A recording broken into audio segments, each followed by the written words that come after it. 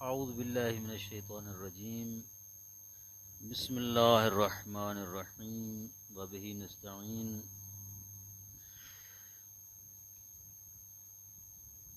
فوائد کل مشتق من هذه الافعال يعمل عمل ماضیها فی رفع الاسم و نصب الخبر۔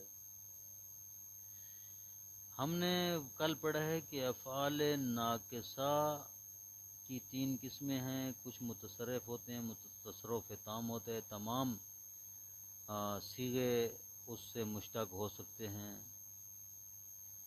کچھ ہوتے ہیں اصلاً متصرف نہیں ہوتے، اور تیسری قسم افعال ناقصہ کی وہ ہوتے ہیں جو متصرف ہوتے ہیں لیکن متصرف تام نہیں ہوتے، ان کے کچھ صیغے آتے ہیں کچھ نہیں آتے وغیرہ۔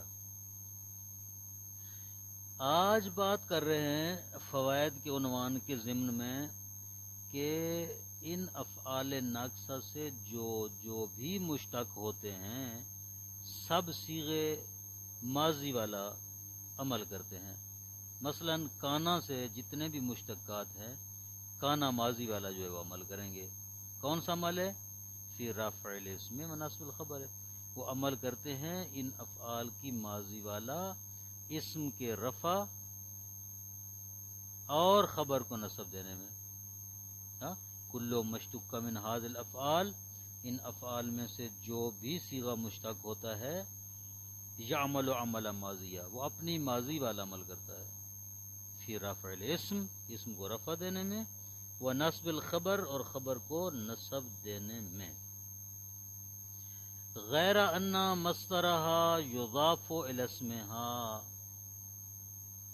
لیکن ان کا مصدر مضاف ہوتا ہے اپنے اسم کی طرف، فیکون الاسم مجرورا لفظا، تو اسم لفظا مجرور ہوتا ہے، مرفوعا محلا، لیکن محلا وہ مرفوع ہوتا ہے۔ ہم ایک مثال سے سمجھاتے ہیں کہ عجب تو من کون اخیکا متقلبا،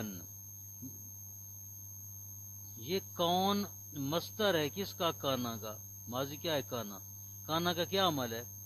کانا کا عمل ہوتا ہے اسم کو رفع، خبر کو نصب۔ اچھا ہم نے کہا ہے کہ جو اس سے مشتق ہوتے ہیں وہ اپنے ماضی والا عمل کرتے ہیں۔ اب کانا سے کون ہے مصدر؟ مصدر عمل کرے گا کس والا؟ کانا والا، یعنی اسم کو رفع خبر کو نصب، لیکن ان کے استعمال میں فرق ہے۔ مصدر مضاف ہوتا ہے اپنے اسم کی طرف، من کون اخی کا، یہ کون مضاف اخی کا، اخی کا لفظاً مجرور ہے لیکن محلاً مرفوع ہے کیونکہ کون کا اسم بن رہا ہے، ٹھیک ہے۔ متقلباً اس کی خبر ہے، متقلباً وہ اس کی خبر ہے اور منصوب ہے، لفظاً منصوب ہے۔ آگے سمجھ بات کی کہ یہ کیا کہنا چاہ رہے ہیں یہ لوگ۔ ان هذه الافعال تعمل بلا شرط، یہ افعال بغیر شرط کے عمل کرتے ہیں، ما عدا زالا بارحا فتا وانفقا، ان کے علاوہ بغیر شرط کے عمل کرتے ہیں۔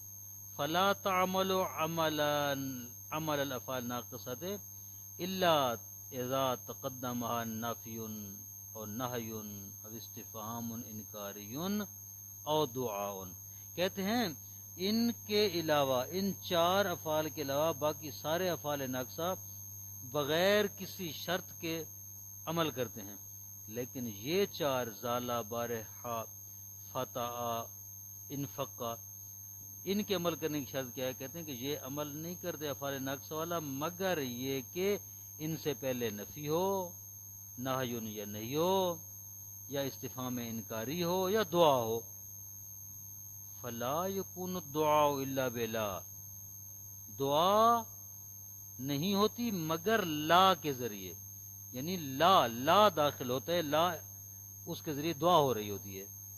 اب سب کی مثالیں دیتے ہیں. ما زال، زالہ کی ما زال الانسان ضعیفا، زالہ سے پہلے ما نفی آئی ہے تو زالہ عمل کر رہا ہے، اپنے اسم کو رفع اور خبر کو نصب دے رہا ہے.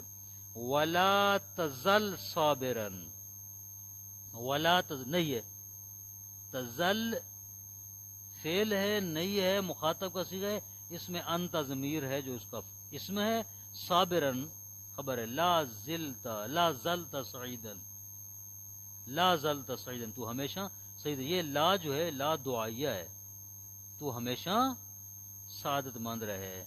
زلتا کا جو تا ہے یہ اس کا اسم ہے، سعیدن خبر ہے. حل یبرح البخیل ممقوتا، البخیل اسم یبرح کا، ممقوتا خبر ہے، تو اس سے پہلے استفہام آیا ہے. پس خلاصہ یہ کہ ان چار افعال کے علاوہ باقی سارے افعال ناقصہ بغیر کسی شرط کے عمل کرتے ہیں، اپنے اسم کو رفع اور خبر کو نصب دیتے ہیں. لیکن یہ چار جو ہیں زالہ، بارح، فتح، انفقا، یہ چار اس وقت عمل کریں گے جب ان سے پہلے نفی، نئی، استفہام انکاری یا دعا ہو. اما النفی فلا یکون بادات معینۃ بل یکون اما بالحرف کما فی المثال او بفعل نحو لیسا ینفک الدعاء مقیما. اب جو نفی ہے کہتے ہیں نفی لا یکون بادات معینۃ، ضروری نہیں ہے کہ وہ معین الفاظ کے ذریعے ہو، یعنی جو حروف نفی ہیں وہ اس پر داخل ہوں، نہ ایسی نہیں ہے بات. ضروری نہیں کہ حروف نفی داخل ہوں. کہتے ہیں بال یکون و اما بالحرف، بلکہ وہ نفی یا حرف کے ذریعے ہوتی ہے، جیسے مثال پیچھے گزر گئی ہے کون سی، ما زال الانسان ضعیفا. او بفعل، یا وہ نفی فعل کے ذریعے ہو، جیسے لیسا ینفک الدعاء مقیما، ینفکو سے پہلے لیسا ہے، لیسا فعل ہے، لیسا کے ذریعے کلام منفی ہو رہی ہے. یہاں پر ینفکو عمل کر رہا ہے، اپنے اسم کو رفع دے رہا ہے الدعاء، اور مقیمن خبر کو نصب دے رہا ہے. وَكُلُّ ذَلِكَ مِنْ قَبِيلِ النَّفْيِ لَفْظًا، یہ سارے نفی لفظی کی اقسام میں سے ہیں، لفظی نفی، لفظوں میں نفی موجود ہے. اما النفی معنًا فَقَقَوْلِكَ، نفی معنوی وہ آپ یوں کہتے ہیں قلما یزال زید مسافرن، یہ نفی معنوی ہے.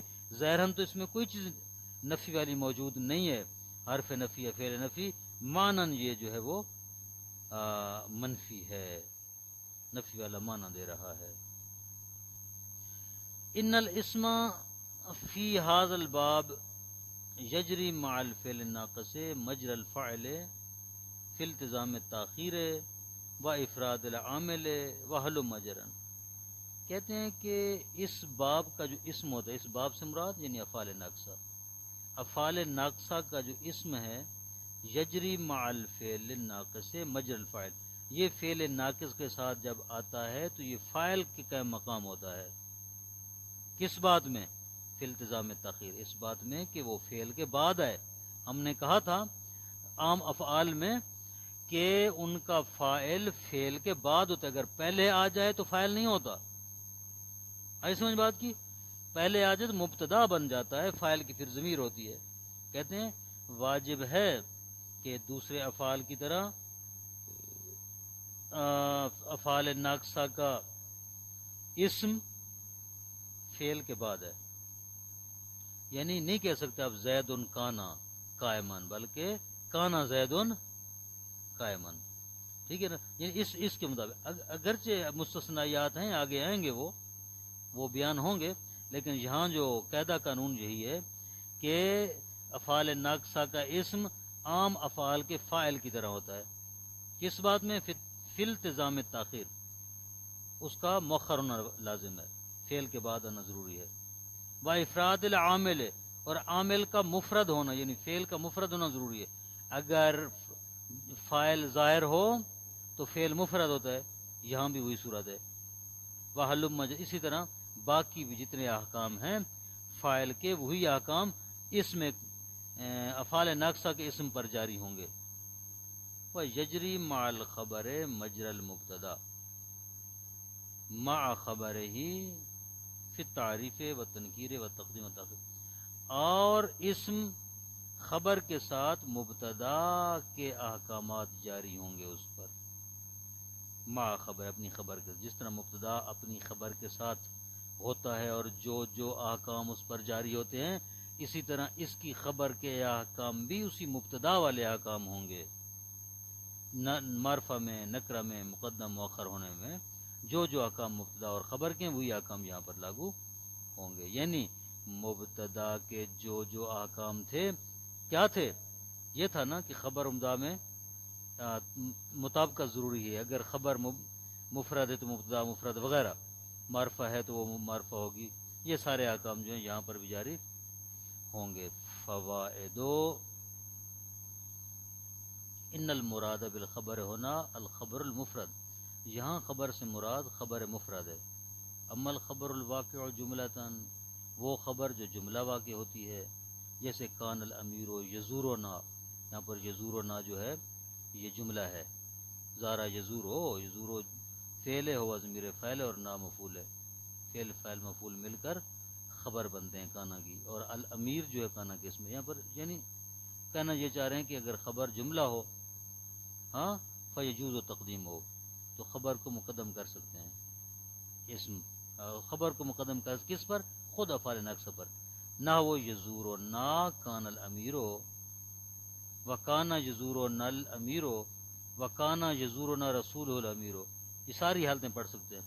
یعنی اس یزور و نا خبر کو کانا سے پہلے کانا پر مقدم کر سکتے ہیں، کانا کے اسم پر مقدم کر سکتے ہیں، کانا یزور الامیرو، ٹھیک ہے۔ غیر ان المختار منعہ لما فیہ من التشویش، لیکن جناب مصنف فرماتے ہیں کہ ایسا کرنا ممنوع ہے، یعنی خبر کو مقدم کرنا ممنوع ہے چاہے خبر جملہ ہی کیوں نہ ہو، کیوں؟ لما فیہ من التشویش، کیونکہ اس میں تشویش پیدا ہوتی ہے، ہاں، لہذا جائز نہیں ہے۔